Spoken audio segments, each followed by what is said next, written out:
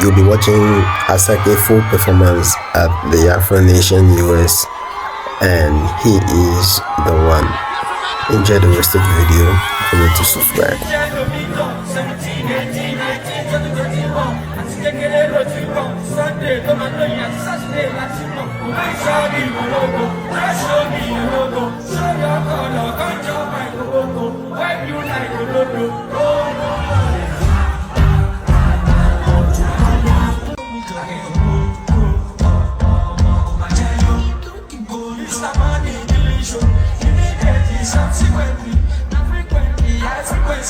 When I told her, I just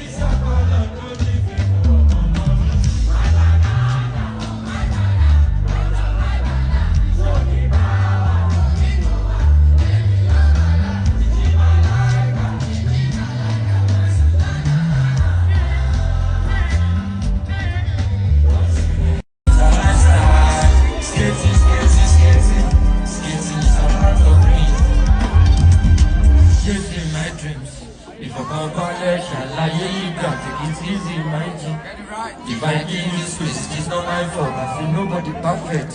Sometimes I want to my zone. I was zone out between the reason I can't tell. Feel like I play in the cassette. Oh no. Go, man, I feel good. Skating is a lifestyle. Skating is a part of me. Skating is a lifestyle. Skating, skating, skating. Skating is a battle. I want to know if you guys fuck with me so hard.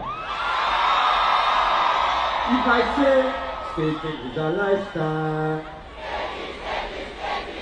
Skating is a battle. I can't hear that noise. I don't like that energy. Skating is a lifestyle. Skating is a battle. It's a battle. Skating is a lifestyle. Skating.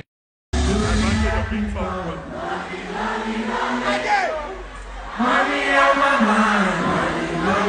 Don't care what they got in my particular. I'll share on the road just because I know. Me, I'm not the top. Me, I'm not the top. My energy is my weapon.